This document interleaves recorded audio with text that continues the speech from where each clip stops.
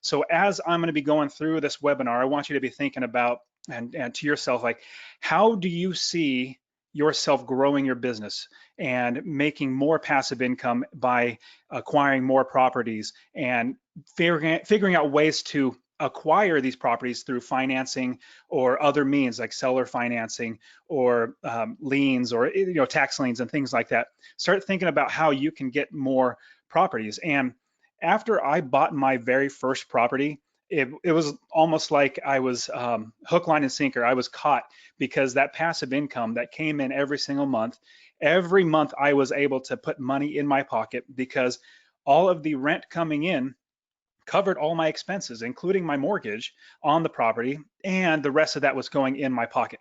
So I really, really appreciate you guys being here with me today. So let's jump into the 5 steps to increase your passive income. Again, my name is Dustin Heiner. My site is masterpassiveincome.com. I'd love it if you guys ever go and check it out. So let's get started. Now, an introduction, a little bit about me. I want to give you guys a quote first. Andrew Carnegie said 90% of all millionaires became so through owning real estate. It's absolutely true. Now, obviously, we know Andrew Carnegie said this a number of years ago. Now we have all the tech boom and all that sort of stuff, so it's a little different, but the principle holds true that millionaires are made through real estate. And I want to help you to learn how to do that. Now, a little bit about me. That's my wife and my lovely wife and my 4 terrific kids. We love to travel, and this is us at the Eiffel Tower in Paris. This year in March, we took a trip around Europe. We went through 11 different countries. It was a 6-week trip. It was tremendous fun. So let me tell you a little bit more about me. So I'm the founder of Master Passive Income. I also grew up in Fresno, California. If you think of Fresno, it's north, south, east, and west, very dead center of California. And then I'm currently living in Phoenix, Arizona. So I was able to quit my job and up and move my entire family without getting a job in Phoenix because I wanted to be closer to my in-laws, my kids, so they can see my wife's parents as much as possible. But I didn't need a job because I had money coming in. And I was able to go on this 6-week trip because I had an automatic business, because I have property managers running my business. So my wife, my lovely wife, Melissa, I've been married to her 12 years, raising 4 kids. I've started many, many businesses. I'm an entrepreneur at heart. And what's actually interesting is I started so many businesses, even a skateboard manufacturing business to a retail shop, a retail establishment. And all those other businesses were so hard. And the easiest one that made me the most money, and I didn't have to do any work, is the one that I was able to take off with and forget all those other businesses and stick with real estate. And so the real estate's my business now, and I focus heavily on that one. So I began investing in real estate in 2007, just before the crash. I just started learning. I just started looking into properties, said, oh man, my goodness, in California, the properties are really, really expensive. I can't make any cash flow. So I went out and bought properties in Ohio, a whole another, very far away. And so I'll tell you all about that too in a little bit. Also, I currently own 34 rental properties. Just in February, I bought 3 single-family homes and a duplex off of an investor who was looking to invest more money into his wine and viticulture company that he has. And so I bought those properties off of him, and I'll tell you how I bought those properties and fill you in on this whole entire process. Also, I quit my job in 2016 to live the life of my dreams. It's fantastic. I also travel all the world with my family. Give you a couple of quick pictures.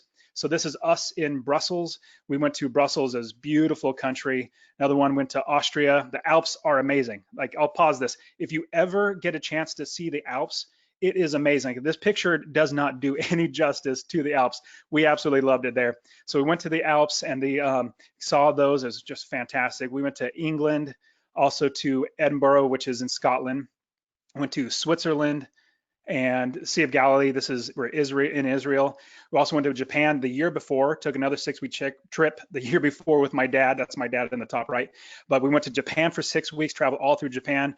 Here's me in the Grand Canyons. This is Ireland. We went and visited Ireland as well. This is Yosemite in California. So we love to travel. I mean, did I say we love to travel? We absolutely love to travel. And just recently I went to Alaska, like last week. I went to Alaska and was able to fish for an entire week and had a fantastic time. So we love to travel, but I'm able to travel because of the business that I built, because I was able to buy property after property and increase my passive income because I was able to focus on buying more properties and had the ability to buy more properties. So the key to how I built my business, my real estate business, this is the key. And a lot of you already know this term and have probably used it, but the key is leverage. The key is leverage, and the 5 steps that I'm going to give you incorporate using leverage. So it's basically using other people's money and finding the money from anywhere, from from your dad or your friends of family or a banker or an investor, using other people's money. Now, what's great is I have 34 properties, but now after I have built my business, I think I only have 4 loans on all my properties. All the other ones are I own cash, because my cash flow was built up so much that I was able to pay off notes. And now I have just the cash coming in without mortgages on the properties. So I use other people's money, and then after so long, I was able just to pay off those notes and continue to build my business.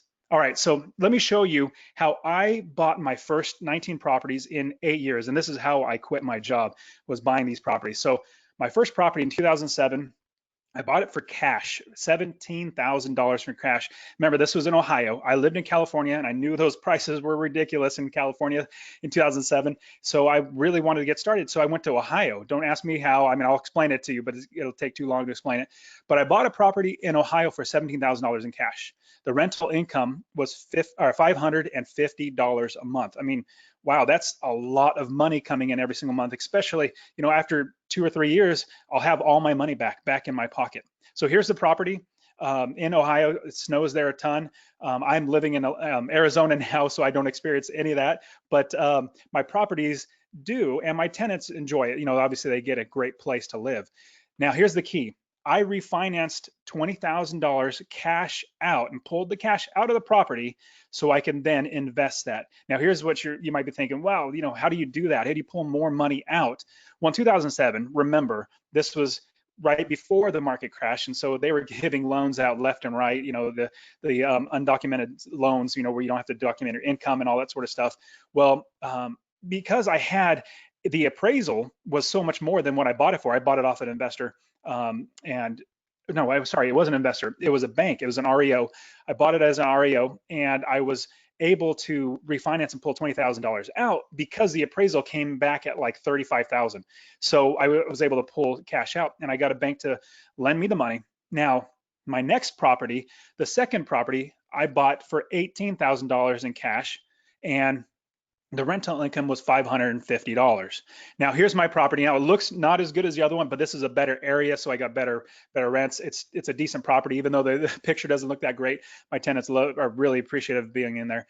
But so $18,000 in cash, like total. Remember, I bought the first one for $17,000, refinanced, pulled $20,000 out, took $18,000 of that, bought my second house, still had $2,000 in my pocket, and was making a rental income of $550. Now, if you put those two together, that's $1,100 a month of rent coming in, minus property management fee, minus taxes, insurance, all that sort of stuff. I was pocketing about $800. And then my note for that $17,000 was only, I want to say it was like $170. So I was pocketing close to $650 from 2 properties with only 1 note. Then with this second property, I refinanced and pulled out $24,000 in cash out. Again, the appraisal was higher, and I was able to pull more cash out. And here's the great thing. On my third and fourth property, I bought them for $9,000 and $11,000. Now, remember, this is right when the crash is happening, so the prices just dropped. But I had that $24,000 that I was able to use to buy these next properties. Rental income was $500, $550, as well as here's the pictures of the 2 different properties that I bought. One I bought off of a wholesaler, another one I bought off the MLS. And then the 5th and 6th property, so I did not refinance those 2. Because I was able to buy those cash. Now I able to start saving money and was able to buy the 5th and 6th property for $6,500 and $7,200. Now you're thinking, wow, you can buy a property for $6,500 cash or $7,200 cash. Well, yeah, absolutely. In 2009, the market was really down. Now these homes are selling for maybe $30,000, $40,000. But I praise the Lord, I was able to get in there really, really low, and I was able to buy these 2 properties with a credit card. So this is like literally like maybe 2 weeks before the market crashed, I received a letter from a credit card company and said, hey, we'll give you for the life of the balance of a credit card cash advance, we'll give you $14,000 was my credit limit, 0.3%. I thought to myself, that is cheap money. Like that's almost free money. Of course, yes. So I pulled $14,000 cash and I bought these two properties with it. Basically took out the $14,000 in rental income, $450 for one, $500 for the other. And here are the two properties that I bought. And so as you can see, I'm just thinking of creative ways to get financing to buy more properties, because the whole goal was to get more properties. And what you want to do is make sure that you have passive income coming in your pocket every single month. Now, my expenses did not go above my income. My expenses were still really low. That $14,000 property $14,000 credit advance that I got from my credit card, I want to say the payment was only $220 a month or something like that. And it went lower and lower after every single month. And so it was for the life of the balance. So I said, absolutely, I'll take that deal. And so basically, I think I was pocketing maybe $700 from these properties because I took out the cash advance. And so I was able to build my property business up so quickly because of using leverage and using other people's money. Now, here are other ways that I bought properties, and there are many different ways. These are just a few of them. I saved money from the monthly cash flow to buy more properties. My whole goal in life was to quit my job. I just really wanted to be my own boss.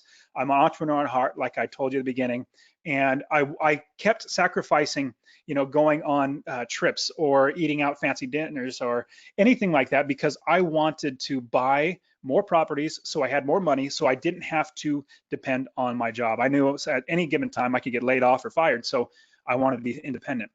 Now, I borrowed, like I said, $14,000 from my credit card, but I also borrowed from my father $14,000 because he had some in savings or like an IRA, and he was doing some work on some other investing. I said, hey, can I borrow $14,000? And I bought more properties with that $14,000. I also have done seller financing, done plenty of those. Seller financing is fantastic. You give the seller, basically the seller becomes the bank and you're paying them the mortgage payment, the rent payment, or sorry, the mortgage payment, and the rent comes in and pays for that mortgage. I've also done home equity loans, like my personal house. I think I had like $100,000 in credit or equity. So what I decided to do was I had to talk to my wife, and I really, gently coax her into doing this. She's very risk averse. I'm much more risk tolerant, but I talked her into allowing me to pull out, I think it was $45,000, and I bought more properties with that. And really quickly with the home equity loan, it increased that home equity loan of $45,000 increased our mortgage payment by like, I want to say $250, maybe $300. But I was able to buy 4 properties that made me a total of $2,000. So in the grand scheme of things, that interest payment that went up, or the total payment for that home equity loan, was paid off by the tenants, paid off by the rents coming in, and I was pocketing close to $1,500 a month from those 4 properties. Also, I've used bundle loans where you bundle 4, 5, 10 properties together to mortgage all those and get more money to buy more properties. We've also used blanket loans. Blanket loans are very similar to bundle loans. Blanket loans, each property can be separated or put together. It's a whole different thing. Talk to a mortgage broker. Commercial loans, I've also used commercial loans. FHA loans, Federal Housing Administration loans, I've used those. They're 3.5% down. So that's basically the thinking of using leverage. Now, using other people's money strategy, and it basically has a risk factor that comes into play. So I want you to think about this and ask yourself a question. How tolerant are you to risk and causing of leverage and having money come out of your pocket? Can you tolerate the risk of leverage? If you can, then you're able to grow your business really well, as long as you do it right, as long as you have everything accounted for in your expenses so that your income from one property will cover all the expenses and put money in your pocket. Now, I'll give you a little example. My wife is, like I said, completely risk adverse. She hates debt. She hates, having any debt in our names. She was raised, God bless her parents. They were fantastic. Her dad was a teacher. and her mom was a stay-at-home mom. And so they were very, very risk adverse. And when I started talking to her about my idea to start a business as well as using leverage, she was very, very concerned. And so the very first property that I bought, I had to walk her through everything. Obviously, we were spending $17,000 of our own cash. Like, we just got married, a little history about that. We just got married. 6 months later, I took all of our money, like literally every penny, $17,000. I even tried to save up more because I had to get more. Bought the first property, didn't have any more money, and was praying that the passive income was going to start coming in and my wife wouldn't kill me for taking all our money and losing it. So praise the Lord, after that, I was able then to make passive income and then continue to build the business. So in my little tip for you guys, it's not on the slides here, but a little tip: if you have a spouse or somebody that's close to you that's really risk averse, the strategy that I took with my spouse was, with my wife, was telling her every bit of the business from beginning to end, giving her all the income, all the expenses. This is what's going to happen with this. Let her ask questions, let her pick apart every bit of my business, because it really helped me to dial in what my business actually was. On top of that, it got her very, very not comfortable, but not avoiding. Like, she said, okay, I'm gonna trust you. Let's do it. It sounds like it's gonna be okay. And like I said, praise the Lord, we're now able to live the life we have because we were able to get past the tolerance of risk. So can you tolerate the risk of leverage? If you can dramatically grow your business. Like I said, how I grew my business. So my risk tolerance allowed me to make, in just 8 years, $9,500 in gross rents, as well as $6,500 in monthly net profit from those properties. And in 8 years, I was able to quit my job because I used leverage, because I used the 5-step strategy that I'm going to give you in just a second in order to build your business. Now, this 5-step strategy I've used many, many times, and I would encourage you to do this. In fact, the 5-step strategy, I use it on my very, very first property. Now, here are the 5 steps to increasing your passive income. These are the 5 steps. They're not mind-blowing. They're very, very simple. But when you implement them, man, it's fantastic how dramatically your passive income will grow. So the 5 steps are: first one, buy a property. Obviously, easily buy a property. Now, you could use a mortgage, you can buy it with cash, you can use seller financing, you can borrow from your dad or your brother, or you can basically acquire a property. Next one, rehab the property. So rehab the property, get it ready. Don't fix it up to where it's the beautiful house, on the most beautiful house on the block. You want to make it so that's rent ready, so that tenants will be blessed to live there, but not overdo it to where you're wasting money because it's not going to come back in returns on your rent. Then you rent the property. You find a tenant, or get a property manager or a leasing agent. Get a tenant in there and rent out the property so it starts making passive income. Then after that, you refinance the property and pull cash out, or if you bought it with all cash, pull your money back out like I've done, and I'll show you how I've done it many, many times. So buy, rehab, rent, refinance, and then basically you repeat it. You recycle your money over and over and over again. I can't tell you how many times I've recycled my money by pulling money out of a property that I owned and used it to buy another property. And then once that was had enough equity, I pulled that money out of that property, then bought another house. And like I said, out of the 34 properties that I own, I want to say I only have 4 mortgages on all those properties, or 4 mortgages on 4 properties, and all the other ones I own cash because I was able to pay everything off. So these are the 5 steps. Now let's get into a little bit more about the benefits. They're the benefits of the BRRRR strategy. You can buy properties cheaper if you're paying cash. Now, like I said, I bought my first property for $17,000. I know $17,000 is a lot of money. It's a lot of money to me, and it was back then, especially. It was all of our savings. My wife and I just got married, and I was, spending it all on an investment property. But you can buy properties cheaper when you're paying cash. So let's fast forward a little bit.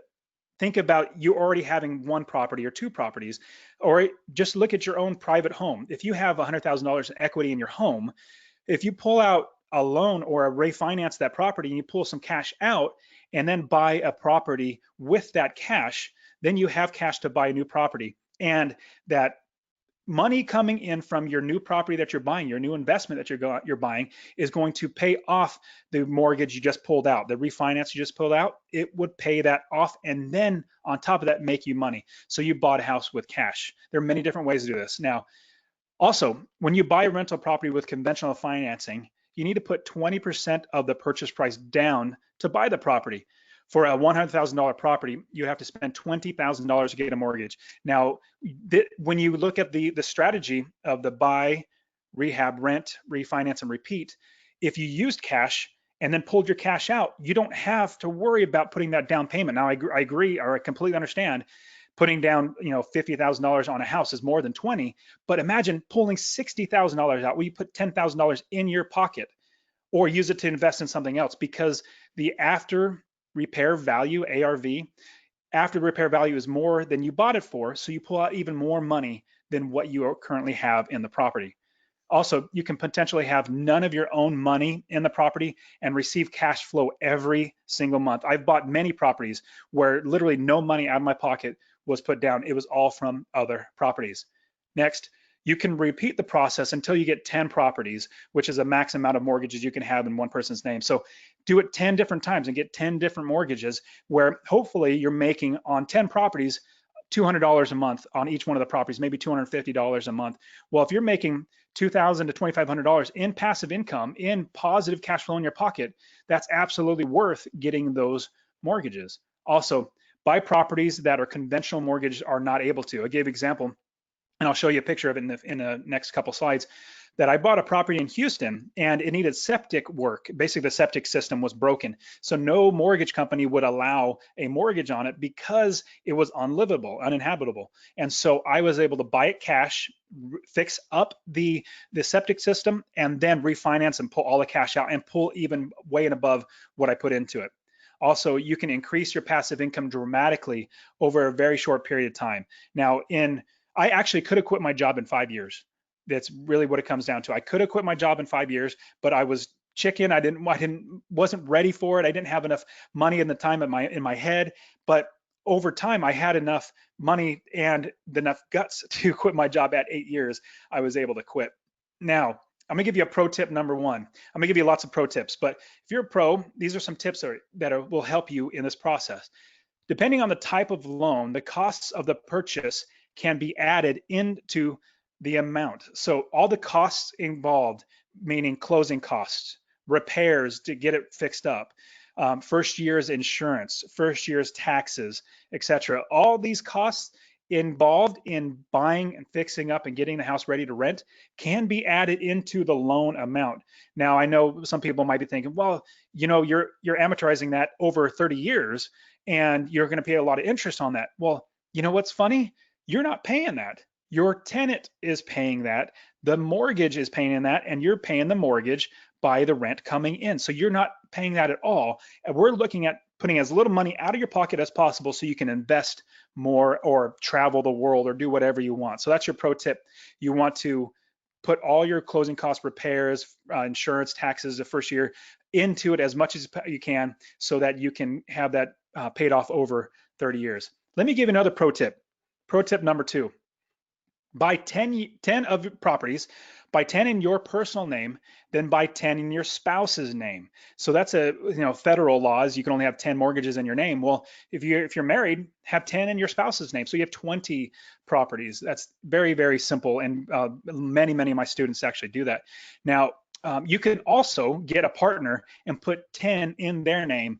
Now, I parentheses, as long as you trust your partner, because if it's in their name, they can do whatever they want with it. So just be cautious of that. But put 10 in your name, put 10 in another person's name, and you can get as many of these as you can up to the limit. Now, the key to the BRRRR strategy, here's the ultimate key that I want to give you, is make sure you account for a future mortgage expense. Now, when you look at your expenses, you're going to look at obviously taxes, you're going to look at insurance. If you have a property manager, which I highly suggest using a property manager, I love property managers, they do all the work for me. But you also want to make sure that when you're buying a property that you can have the mortgage expense taken out. So if I'm going to buy a property that it rents out for $1,000, I'm going to make sure my property management fee, taxes, insurance, any other expenses are accounted for. and I look at how much money I can potentially pull out of the property and go on, some website, actually my website, I have a mortgage payment calculator that'll pop out the number of how much you're going to be paying per month, depending on the term, the rate, and all that sort of stuff, and how much you're borrowing. And then you make sure that's included in your expenses beforehand. You want to make sure that that is accounted for, because the last thing you would want to do is only be making, I don't know, $100 a month and not have a mortgage because you bought the property too high, like you paid too much money for it, and then now you get a mortgage on it and you're going to be going getting in the negative, where you're actually putting money out of your pocket. The whole key for investing is putting money in your pocket. Every single property you buy with putting money into your pocket. Now, here's another pro tip I'm going to give you: expenses. So income minus expenses is your profit. I know you guys are all investors, you guys completely understand it, but I wanted to, just in case somebody doesn't understand this, you want to make sure that your profit is going to be coming into your pocket and there's not going to be money coming out of your pocket. So make sure that you have things like yearly taxes, your insurance, your property manager, your mortgage, your vacancy factor. Like if you're going to have a vacancy, you got to make sure that you account for that. Usually 5 to 10% is a good number to have. Capital reserves, making sure that you're prepared for, a furnace going out or something like that. You want to go through and look at all your expenses. So there's a pro tip. I want to make sure you guys, when you're buying a property, your next property that you buy, go through every expense and add in the mortgage factor of payment coming out of your pocket as if it's already coming out of your pocket in order to buy it. Now, the best part of leverage. This is absolutely the best part. I've alluded to it. I actually said it just a few minutes ago. Your tenant pays off the mortgage. They're the ones that pay the mortgage for you.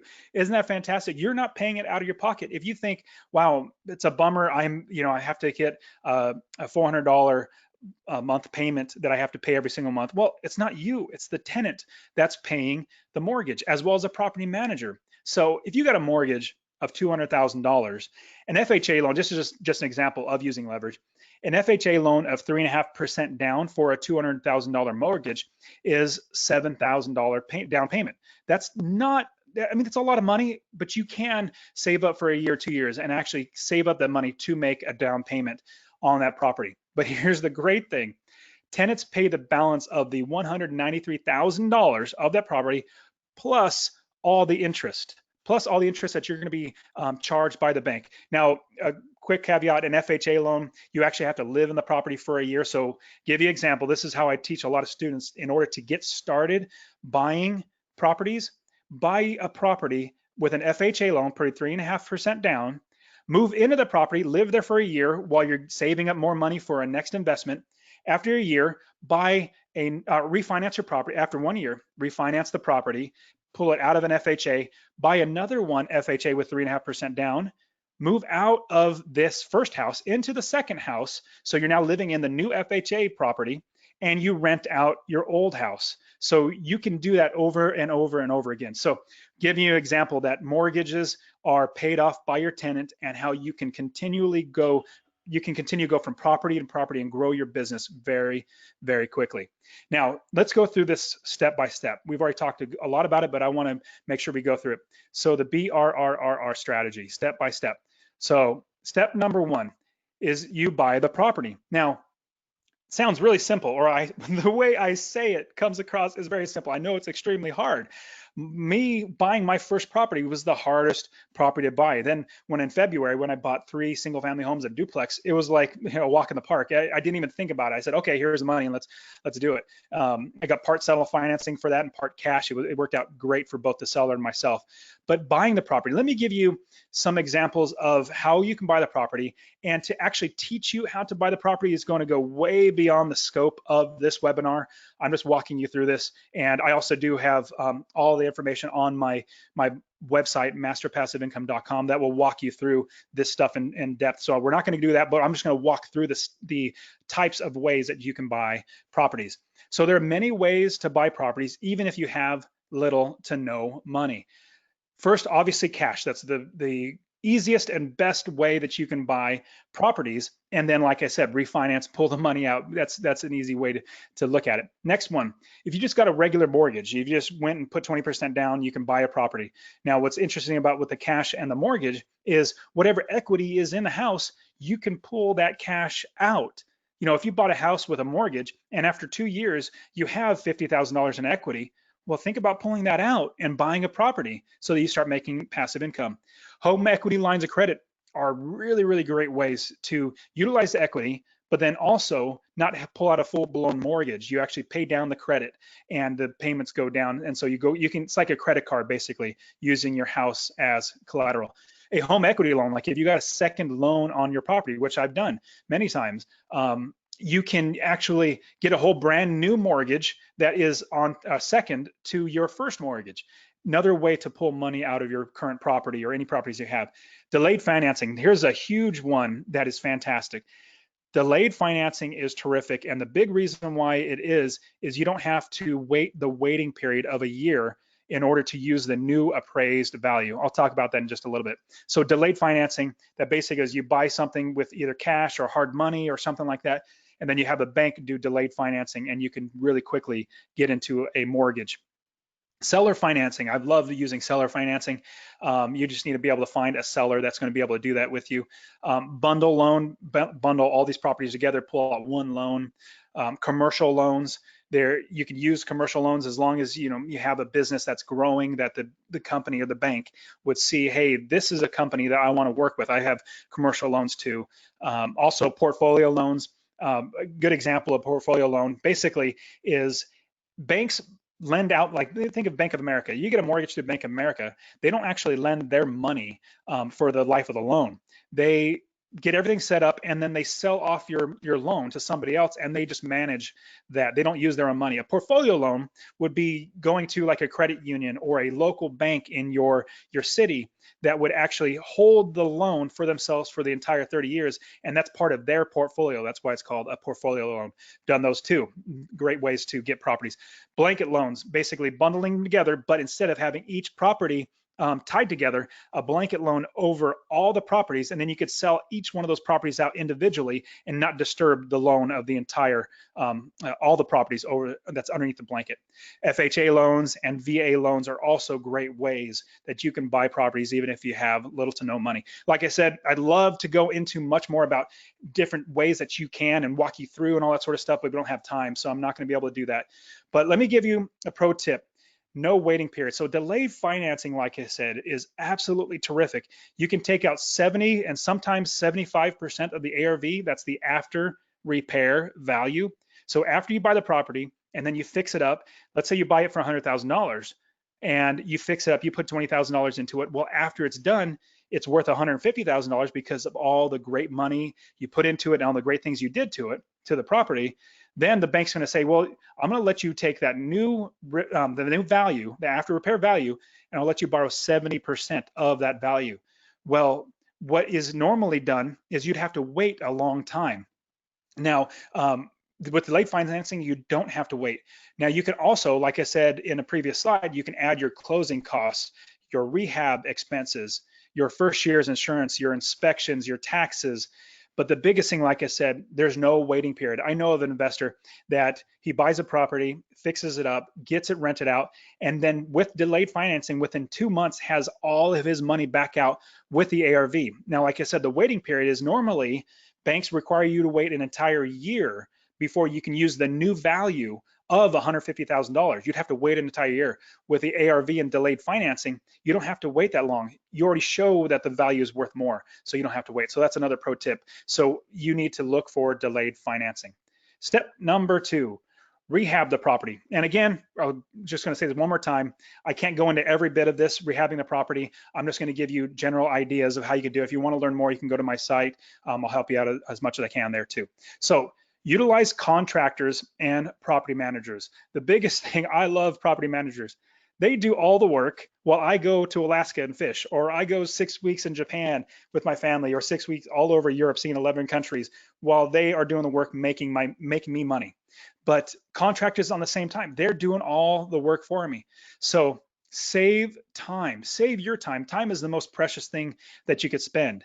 And have a team of people working for you, rehabbing the property. You want to make sure that other people are doing the work on the property and not you, because your time is precious. Wouldn't you rather spend that with your family or doing, working for charity, serving your church, or doing something else like that? Of course, your time is the most valuable thing. So you want to find people that could be on your team, contractors, roofers, property managers, electricians, plumbers, all this sort of things. You need to have people on your team that would actually do all this work for you. You can relax while they're doing all the work. Now, a pro tip, I'm going to give you another pro tip. Get your crews ready. When you're going through the purchase, you want to make sure that you know what's going to need to be done to the property beforehand and have crews ready. So never have your property sitting idle. You don't want to buy a property and then wait 2 weeks before you start working on it. That's wasted money. That's money that could be going in your pocket because you have a tenant in there.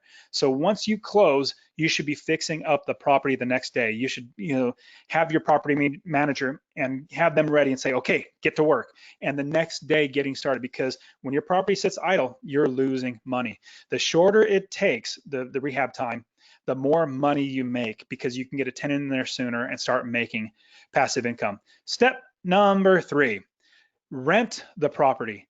You need to make sure that you get good tenants. Now, here are great ways that you can rent your properties or find tenants for your properties. A leasing agent. I've used leasing agents many times. Property managers, that's their main job, is to make sure that they get tenants in there and they stay in there. Zillow.com, you could put it up there for rent. Craigslist.org, you use those many times. Trulia.com, multiple listing service, the MLS. You can go through there and list it for rent. Realtor.com, rentals.com. There are so many different ways now, and it's so great being an investor today than it was 20 years ago or even 10 years ago. These sites and these ways of finding tenants and finding properties and building your business haven't been around. And so this is a great way for you to build up your business. Now let's move on to a pro tip that I want to give you. Always run a background check. Now, I'm not saying that because we're on AAOA doing a webinar. I'm saying that because of my experience. I've lost so much money because I did not do background checks. I'll give you an example.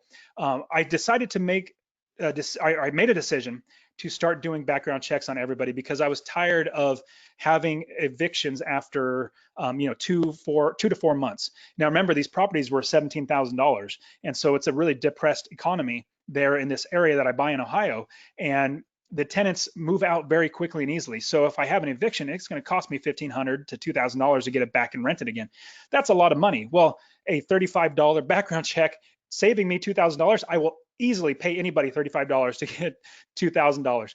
So give you an example. Afterwards, after I decided to start doing background checks, I had a tenant that applied. On paper, the application, she looked fantastic, had great income. I think she had a really, really good job. She's been there for years. She was living in her previous home for a very long time, or renting the previous home for a very long time. No evictions, all that stuff. So on the application, fantastic. Well, I ran the background check, and apparently she lied a little bit or a lot of it. She was actually evicted 4 times in the previous 3 years. And me thinking, well, I'm not going to be the 5th time in this 3 years, so I passed on her. So always do a background check, because you want to know basically who you're getting in your property. This is somebody that's going to be hopefully taking care of your property for a very long time, and you don't want to lose money.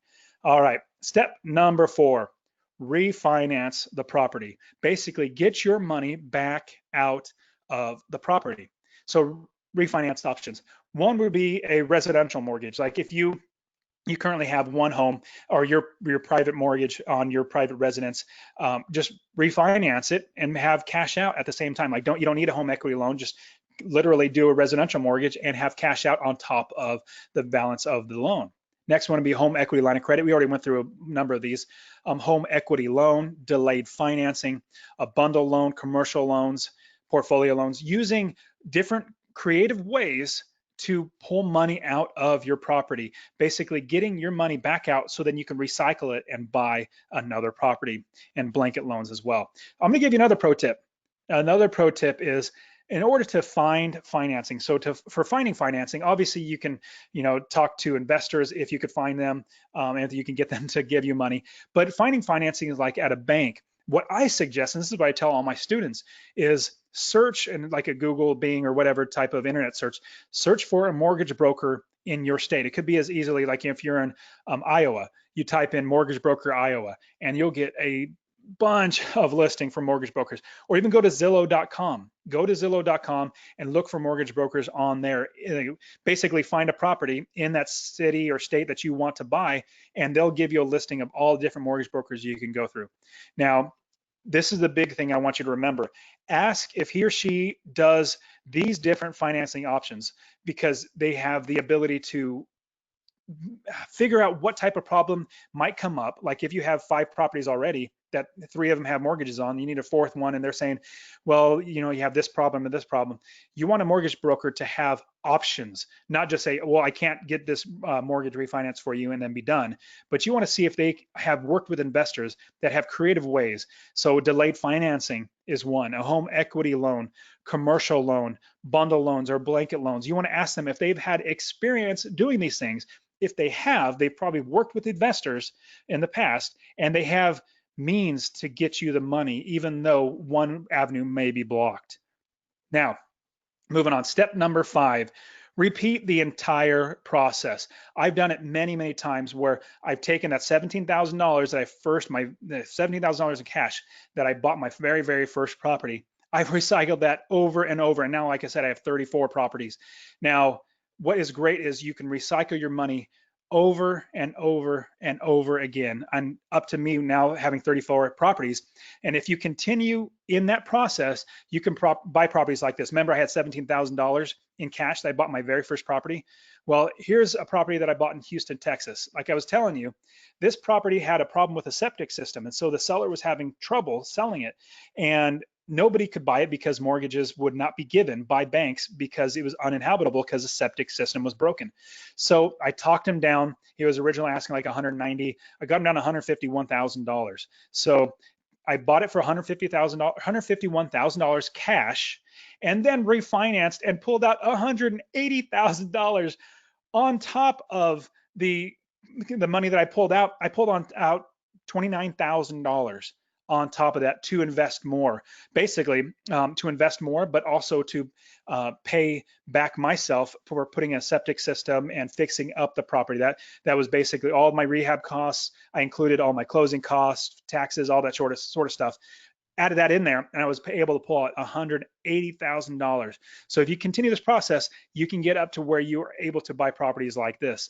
As well as now, like I said, I have 34 properties, but only 4 of them have mortgages on them. I'm able to pay off all the other mortgages because of the cash flow that comes in. So let's quickly recap. The BRRRR process is, and the strategy is, buy, rehab, rent, refinance, and then repeat. Recycle that money over and over again. Don't stop, keep doing it. And as you do that, you're going to be growing your business.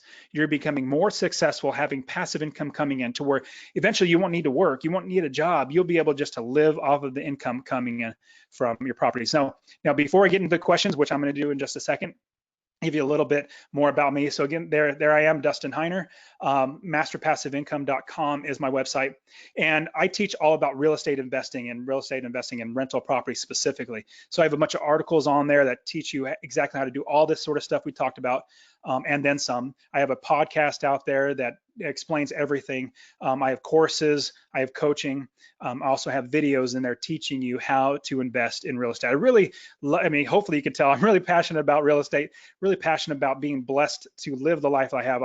Literally just yesterday, I just thought, man, God, I really don't deserve any of this. I don't have a job. I literally can just sit on my butt all day long. Sorry for being crass. I could sit around all day long and just play video games if I wanted to, but I realize that I'm blessed with this life that I want to then help other people. So go in there, go to my website, masterpassiveincome.com. Now, before I get to the questions, I also want to offer you, would you like a free gift from me to you? I want to just give it to you. So How about a free real estate investing course? A course that's, if you have not had any experience or if you have experience, this is a course that's going to help you get started and start building your business even more. So go to my website. Here's a link that you're going to be able to get your free course, www.masterpassiveincome.com/free course. Now, if you go there, you'll also be sign up for my newsletter. My newsletter, I actually give content that's specifically just for my newsletter. I'm not putting in videos and all that sort of stuff.